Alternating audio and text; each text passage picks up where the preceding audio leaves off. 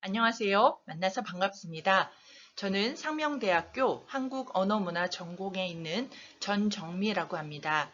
제가 오늘 발표할 연구의 제목은 사회통합 프로그램에서의 한국어 화행 연구입니다.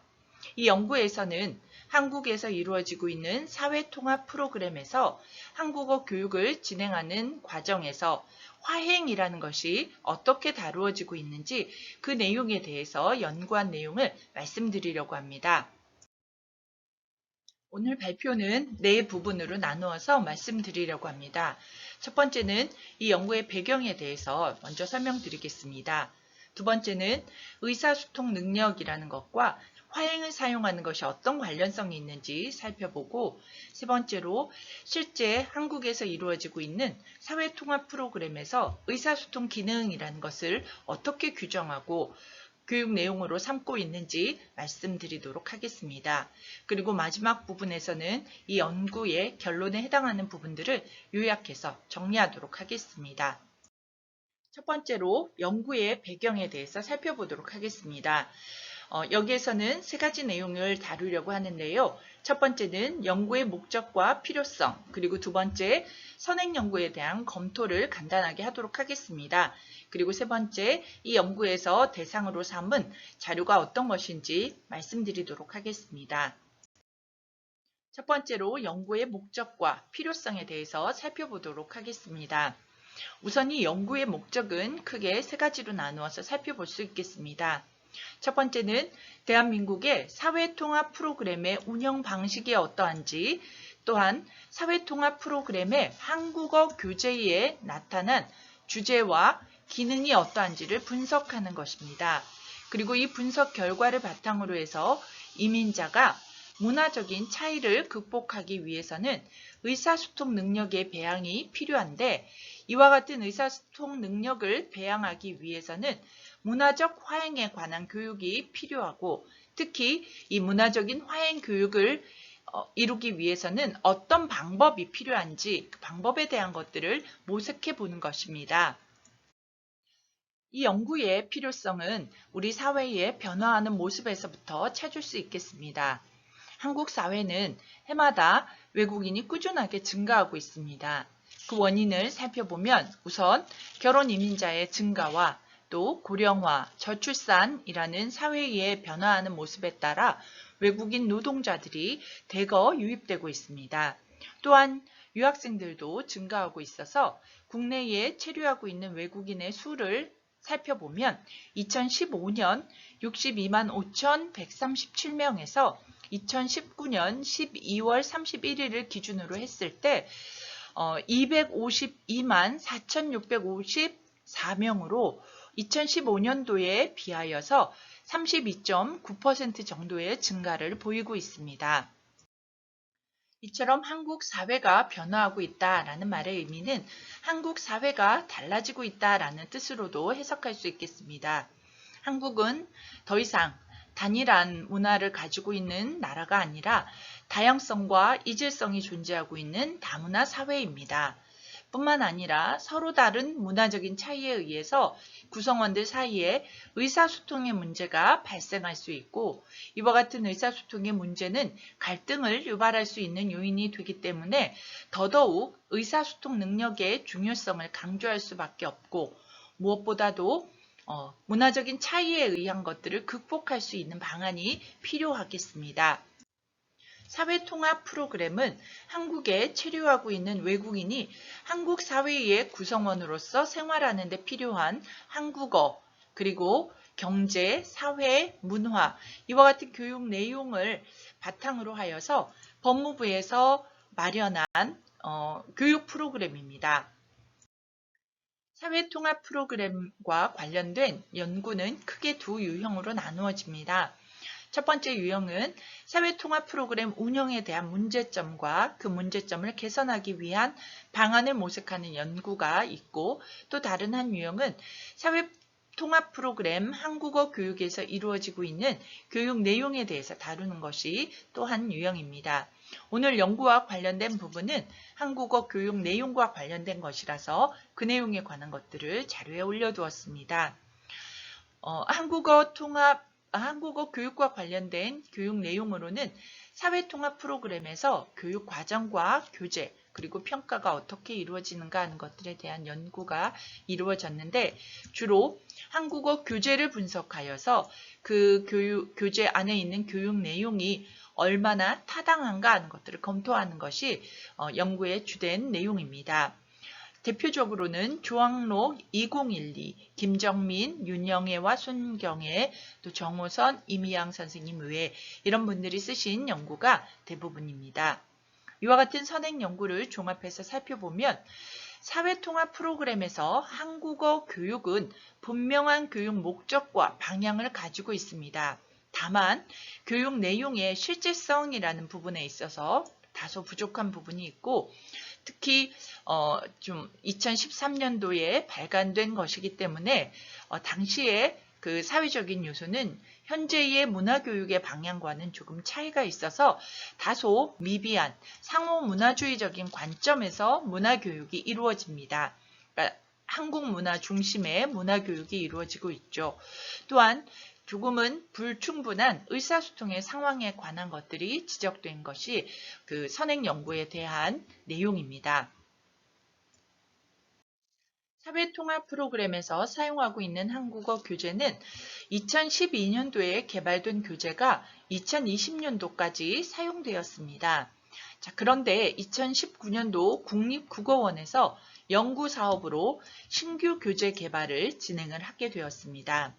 사회가 달라졌으니까 그만큼 사회통합 프로그램에서 다루고 있는 한국어 교육의 내용도 달라져야 된다라는 것을 반영하는 그런 연구 사업이라고 볼 수 있겠습니다. 이 연구에서는 2019년도에 개발된 사회통합 프로그램의 한국어 교재 발간에 관한 1차년도 연구 보고서의 내용을 토대로 해서 한국어 의사소통의 상황의 특징이 교재에 얼마나 반영되어 있는지, 특히 초급과 중급 교재로 다루어지고 있는 내용에 대해서 살펴보려고 합니다. 먼저 한국어 초급과 중급 교재에서 선정된 주제와 기능이라는 것을 중심으로 해서 화행의 항목이 어느 정도 수행될 수 있는지, 이와 같은 화행 항목의 반영이 얼마나 되는지를 살펴보려고 합니다. 그리고 이를 토대로 맥락에 적합한 화행 수행 능력을 향상시킬 수 있는 방안에 대해서 제안해 보려고 합니다. 이 요소는 이민자들의 의사소통 능력을 함양하기 위해서는 어떤 요소가 필요한가 하는 부분을 확인하는 것이라고 보시면 되겠습니다.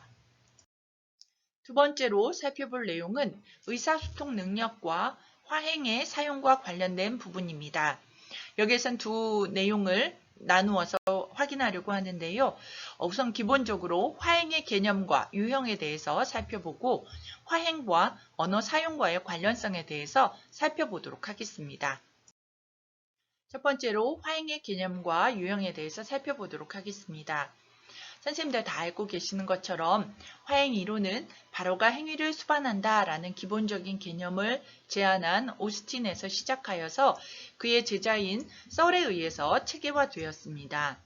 화행 이론의 중심적인 생각은 사람들이 말하는 발화가 단순히 말의 차원에서 머무는 것이 아니라 사회의 제도와 관습과 같은 틀 안에서 이루어지는 하나의 행위라는 것입니다. 그래서 우리가 말하는 그 발화는 우리가 행하는 행동과 마찬가지로 여러 가지 행위 중에 하나이다, 이렇게 보는 관점입니다. 그래서 대화도 일종의 행동이다라는 측면에서 화행 이론 이렇게 주장을 한 것이 바로 오스틴의 그 주장이었습니다. 화행 이론은 모든 발화는 화자의 의도를 포함하고 있을 뿐만 아니라 의사소통의 상황에서 힘, 일종의 수행력이라고 할 수 있겠죠. 그 힘을 발휘하여서 특정한 행위를 하는 것이고 인간관계에 영향을 끼치는 역동적인 행위라고 보고 있습니다. 언어로 행위를 나타낸다라는 말을 토대로 해서 오스틴은 의사소통 상황에서 나타나는 발화를 화행이라고 이야기를 하고 이 화행은 우리가 언어를 사용할 때 세 가지 행위를 동반하게 됩니다. 첫 번째는 발화와 관련된 말하기 그 자체에 해당하는 발화 행위, 그리고 두 번째, 발화 안에 포함되어 있는 화자의 의도에 해당하는 그 말이 가지고 있는 힘을 수행 행위라고 이야기를 하고, 마지막으로 발화 이후에 나타나는 특정한 어떤 결과에 해당하는 행위를 결과 행위 이렇게 나누게 됩니다. 비록 요 세 가지 유형으로 나누기는 하지만 이 세 요소는 분리된 행위라기 보기보다는 의사소통이 이루어지는 상황에서 동시에 일어나는 행위입니다. 이 중에서 가장 중요한 위치를 차지하고 있는 것은 바로 이 수행행위인데요. 수행행위는 발화를 통해서 화자가 실제로 하고 있는 행동이 무엇인가 하는 것들을 나타내는 부분이고, 또 화자의 의도가 드러난 부분이기 때문에 이 수행행위를 찾아내는 것이 의사소통에서 가장 핵심이 되는 요소라고 볼 수 있겠습니다. 오스틴에서는 화행을 판정행위, 실행행위, 그리고 언약행위, 행동행위, 설명행위 이렇게 5가지 유형으로 나누었는데, 이후 설은 화행을 오스틴처럼 동사를 기준으로 해서 나누는 것이 아니라 행위로서 분류해야 된다라고 해서 그 입장을 조금 달리 했죠. 그러면서 화행을 단언행위, 지시행위, 또 언약행위, 표출행위, 선언행위라고 하여서 각각의 화자가 청자에게 또는 어떤 심리적인 태도나 또는 의도를 어떻게 표현하고 있는가, 어떤 행동을 요구하는가 이런 것들과 관련하여서 화행을 5가지 유형으로 나누었습니다. 다음은 화행과 언어 사용에 대해서 살펴보도록 하겠습니다. 언어의 사용은 사회문화적인 규범과 밀접하게 관련이 되어 있습니다. 그래서 어떤 한 언어를 익히기 위해서는 그 사회의 문화적 맥락을 익히는 것이 필요합니다. 그런데 이 언어는 고정되어 있는 것이 아니라 발화가 이루어지는 상황에 따라서 화자가 어떤 의도를 가지고 또 청자가 그 의도를 어떻게 이해하느냐에 따라서 각기 다르게 해석될 수 있습니다. 그래서 커넬과 스웨인에서는 언어 사용이라는 측면보다는 의사소통을 하는 데 필요한 능력을 키우는 것이 더 중요하다라고 이야기를 해서 무엇을 말해야 하고 또 그렇게 하는 것을 어떻게 배우고 그 지식을 어떻게 활용하는가 하는 이런 다양한 요소들을 모두 다 종합적으로 다루어야 된다 이렇게 보고 있습니다. 의사소통 능력이라는 것이 특정한 어떤 언어 공동체 안에서 적절하게 의사소통을 하기 위해서 필요한 부분이기 때문에 의사소통의 규칙과 또 문화적인 규칙, 그리고 그 지식에 관한 규칙이 필요하다라는 말이 되겠습니다. 따라서 이민자의 사회 적응과 의사소통 능력을 향상시키기 위한 방안으로는 문화적 화행에 관한 교육이 필수적입니다. 문화적 화행의 대표적인 유형으로는 감사, 칭찬, 그리고 사과, 또 거절, 이와 같은 화행이 필요한데 이 유형은 일상적인 대화 상황에서 빈번하게 활용이 되고 또 상대방과 그 감정적인 공유가 필요한 표출 화행에 속하는 요소들입니다. 특히 감사와 사과 화행 같은 경우에는 문화에 따라서 사용하는 맥락이 매우 다르기 때문에 어떤 면에서는 배우지 않으면 그 문화 맥락 안에서 적절하게 사용하기 어려운 그런 요소가 되기도 합니다. 그래서 이런 부분에 대한 교육이 사회통합 프로그램 안에서는 반드시 이루어져야지 된다라는 말씀 한 번 더 드릴 수 있겠습니다. 세 번째로 살펴볼 내용은 사회통합 프로그램에서의 의사소통 기능입니다. 여기에서도 두 부분으로 나누어서 내용을 검토하려고 하는데요. 첫 번째는 사회통합 프로그램의 성격과 교육 과정에 대해 살펴보겠습니다. 두 번째는 사회통합 프로그램에서 사용하고 있는 한국어 교재의 분석의 결과에 대해서 말씀드리도록 하겠습니다. 법무부에서 주관하는 사회통합 프로그램은 한국에 체류하는 이민자가 우리 사회에 안정적으로 정착하여서 건전한 사회 구성원으로 자립하는 데 필요한 기본 소양을 체계적으로 습득할 수 있도록 마련한 교육 프로그램입니다. 교육을 이수한 이민자에게는 체류 허가를 부여하고 영주권이나 국적을 부여하여서 이민 정책과 연계한 혜택을 제공합니다.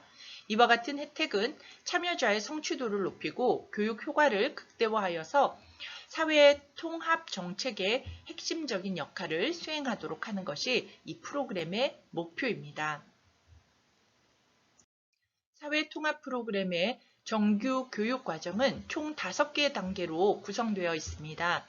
한국어와 한국 문화에 대한 교육은 최대 0단계부터 4단계까지 415시간을 이수하는 시간으로 편성이 되어 있고, 마지막 5단계에 해당하는 한국 사회의 이해는 기본과 심화로 나누어져 있는데, 이 부분에 해당하는 부분은 영주용 또는 귀화용으로 나누어서 내용이 구성되어 있습니다. 사회통합 프로그램에 참여하는 학습자가 우리 사회에 완전히 통합되는 단계까지 도달하는 데는 사실 시간이 굉장히 많이 필요합니다.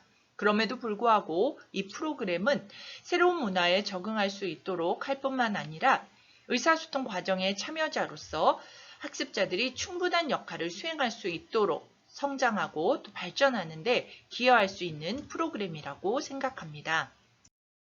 다음은 사회통합 프로그램의 한국어 교재 분석 결과에 대해서 말씀드리도록 하겠습니다.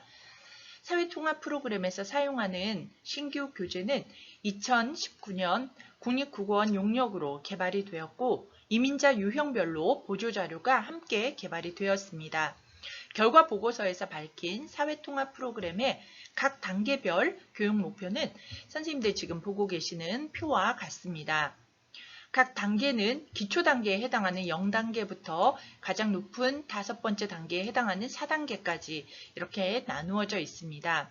기초 단계에서는 자음과 모음을 한글에 자모를 익혀서 간단한 기초 어휘를 읽고 쓰고 한국인 원어민 화자가 이해할 수 있을 정도의 발음을 하는 것을 목표로 합니다. 1단계에서는 가장 기초적인 어휘와 또 정형화된 표현을 사용하여서 의사소통을 할 수 있는 정도가 1단계의 목표가 되겠고, 2단계에서는 특히 공공장소에서 수행해야지 되는 과제를 적절하게 수행할 수 있는 의사소통 능력을 갖추는 것을 목표로 합니다. 3단계에서는 조금 더 높은 단계로 다양한 공공시설을 이용하여서 자신에게 필요한 기본적인 사회생활, 예를 들면 직장 생활을 포함하는 이와 같은 생활을 유지하는데 필요한 의사소통을 할 수 있는 것이 3단계의 목표입니다. 다음에 4단계는 한국 사회의 일원으로서 기본적인 법 질서를 지킬 수 있을 정도의 단계까지 가서 사회적인 주제에 대해서 자신의 의견을 충분히 말할 수 있고 또 사회적인 업무를 수행할 수 있을 정도의 의사소통 능력을 갖추는 것을 목표로 하고 있습니다. 앞에 표에서 보신 것처럼 그 목표에 따라서 개발된 교재는 15시간 분량의 4개의 단원으로 만들어진 기초 단계, 각각 100시간 분량의 20개 단원으로 구성된 초급 1, 2단계, 그리고 18개 단원으로 100시간 분량으로 구성되어 있는 중급 1, 2단계 이렇게 구성되어 있습니다. 언어와 문화가 이 교재들은 모두 다 통합이 되어 있는 것이 하나의 특징이라고 할 수 있겠고요. 교재의 교수 요목은 주제, 그리고 기능, 문법, 문화와 정보 이렇게 분류하여서 구성되어 있습니다. 다음으로는 교수 요목 중에서 특히 오늘 그 연구의 가장 핵심이 되는 주제와 기능에 대한 분석 결과를 말씀드리도록 하겠습니다. 첫 번째로 교재의 주제에 대한 분석 결과입니다. 단계별로 주제가 어떤 특징을 가지고 있는가 하는 것들을 살펴보려고 하는데요. 교재에서 선정한 주제는 국제통용 한국어 표준 교육 과정을 반영하여서 초급 1단계에서는 기초생활, 예를 들면 인사, 교통, 음식 이런 것과 또 한국생활이라는 것을 주제로 구성을 하고 있고, 특히 입국 전에 한국인의 생활에 대해서 이해할 수 있도록 하는 주제들을 담고 있습니다. 그리고 초급 2단계에서는 자신에 대한 세부 묘사와 공적 업무를 수행하는 데 필요한 주제를 선정하고 있습니다. 다음으로 중급 1단계에서는 공적인 관계와 공적 업무와 관련된 내용을 주제로 하고 있습니다.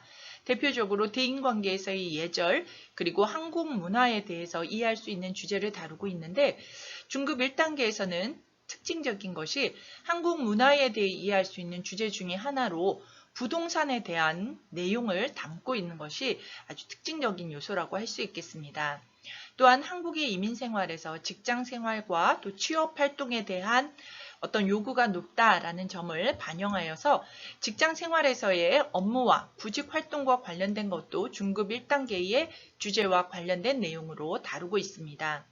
중급 2단계에서는 주로 한국 사회의 특징에 대한 것을 담고 있는데, 한국의 법과 질서, 그리고 정책 문제 등 이런 문제들을 통해서 한국 사회를 이해할 수 있도록 하는 내용이 포함되어 있고, 뿐만 아니라 한국이 국제사회 안에서 어떤 위치에 놓여 있는가 하는 것들을 이해할 수 있도록 국제사회와 다문화 사회의 특징에 관한 주제를 바탕으로 하여서 사회의 구성원으로서 살아가는 데 필요한 것이 무엇인가 하는 것들을 익힐 수 있는 주제를 담고 있습니다. 다음은 교재의 기능에 대해 분석한 결과에 대해서 말씀드리도록 하겠습니다. 한국어 교육에서 기능이라는 것의 의미는 주로 언어 형태를 기반으로 의사소통을 하는 것을 기능으로 다루고 있습니다. 교육과정의 구성 요소 중에서 화행의 사용 양상을 살펴볼 수 있는 부분이 바로 이 기능에 해당하는 것이라고 할 수 있겠습니다. 이걸 통해서, 이 내용을 통해서 의사소통 상황과 화행과의 관련성을 확인할 수 있겠습니다. 교재 개발 결과 보고서에 따르면 초급 1단계에서는 개인적인 주제 범주 안에 생존과 관련된 1차적인 기능이 중심이 되고 있도록 구성을 하고 있어서 자기 자신, 또 가족이나 친구를 소개하거나 기본적인 동사와 형용사로 자신을 말하고 기초생활을 영위하는 데 필요한 기능을 주로 담고 있습니다. 거기에 비해서 초급 2단계에서는 앞에서 단계별 목표에서도 살펴보셨던 것처럼 자주 이용하는 공공시설, 우체국 같은 것이 대표적인 예가 되겠죠. 그와 같은 시설을 이용하거나 또는 문화생활을 즐기면서 살아갈 수 있는 데 필요한 기능적인 요소들을 담고 있는 것이 특징입니다. 신규로 개발된 교재에 분석한 내용으로 분석한 교재에 들어있는 기능과 국제통용 한국어 표준 모형에서 이야기하고 있는 기능을 비교했습니다. 국제통용 한국어 표준 모형에서는 한국어 교육에서 학습해야 할 기능을 90가지로 제시하고 있습니다. 그 중에서 초급과 중급에서 선정된 기능을 기준으로 교재에서 선정한 기준과 비교해서 살펴보시면 선생님들 지금 보고 계신 표와 동일합니다. 빨간색으로 나타나는 부분들은 양쪽에 모두 다 등장하는 그런 요소들이고요. 동시에 초급에서부터 중급까지 반복해서 나타나는 기능이기도 합니다. 국제통용 한국어 표준 모형에서 다루는 기능과 신규로 개발된 교재에서 선정한 기능을 분석한 표를 보셨는데요. 표에서 확인하셨던 것처럼 의사소통의 상황에서 제시되고 있는 기능이 신규 개발된 교재에서는 그 수가 상당히 많이 줄어든 것들을 볼 수 있습니다. 또 하나 특징적인 것은 소개하기나 묻고 답하기, 그리고 정보 전달하기 같은 경우에는 초급 1단계부터 중급 2단계까지 반복적으로 나타나는 것을 볼 수 있어서 높은 빈도로 대화를 구성하는 가장 기본적인 기능에 해당하는 묻고 답하기, 정보 전달하기 이런 기능들이 반복적으로 나타나는 것들을 볼 수 있습니다. 물론 그 대화의 가장 기본적인 구성이 묻고 답하기라는 대응상이기는 하지만 이주민이 좀 더 다양한 상황에서 활용할 수 있는 기능들을 접할 수 있도록 그 수를 좀 확장하려는 노력도 필요해 보입니다. 또 하나 이주민의 정착을 위한 기능도 함께 제시되어 있는데 먼저 온 사람이 나중에 온 이주민에게 조언을 하거나 자신의 경험을 말하거나 하는 이런 부분들은 그 학습하는 학습자에게는 아주 유용한 그런 내용이라고 할 수 있겠습니다.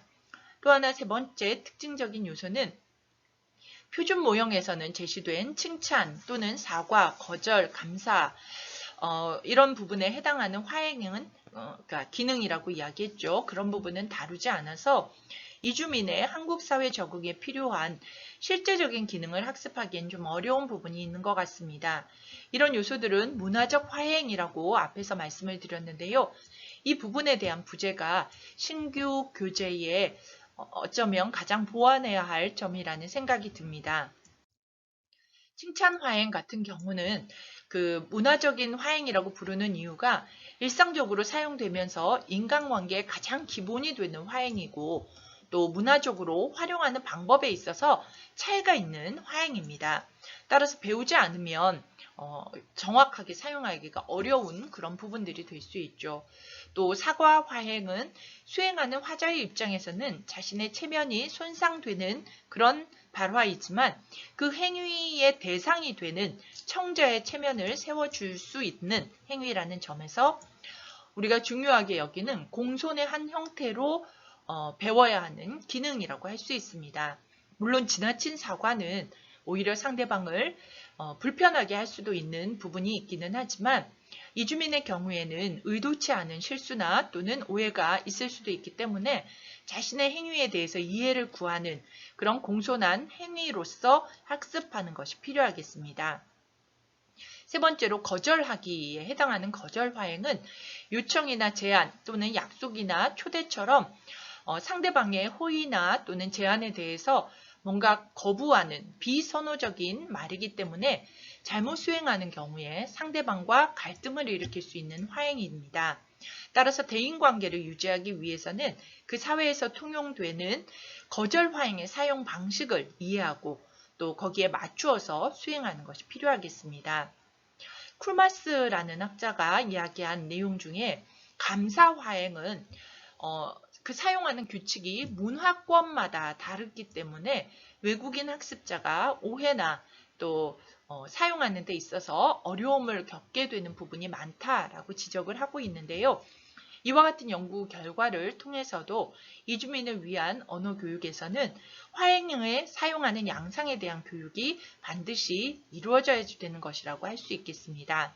새로 개발된 교재에서 이주민의 한국 사회 적응에 도움이 될 만한 주제에 대해서 다루고 있다라는 점은 매우 긍정적이지만 이를 뒷받침할 만한 실제적인 기능과 문화적인 화행에 대한 제시가 부족하다라는 점은 좀 아쉬운 부분이라고 할 수 있겠습니다.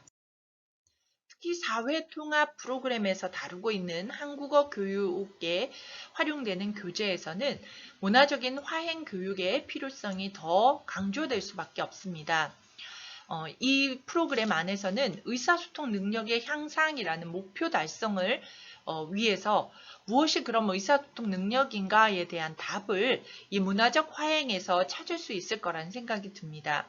특히 문화적인 화행이라는 부분은 인간관계를 이어주는 예절적인 관점에서 매우 중요한 역할을 수행하는 그런 화행이고 또 한국 사회에 적응하기 위한 필수적인 화행이라는 점에서 반드시 다루어져야지 되는 그런 교육 기능이라고 할 수 있겠습니다.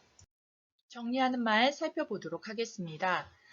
오늘 발표에서는 사회통합 프로그램의 한국어 교재 발간에 관한 연구 보고서 내용을 토대로 2020년 새로 발간된 교재의 주제와 기능을 화행의 관점에서 확인하고 이민자들의 원활한 의사소통에 필요한 교육 내용을 포함하고 있는지 살펴보았습니다.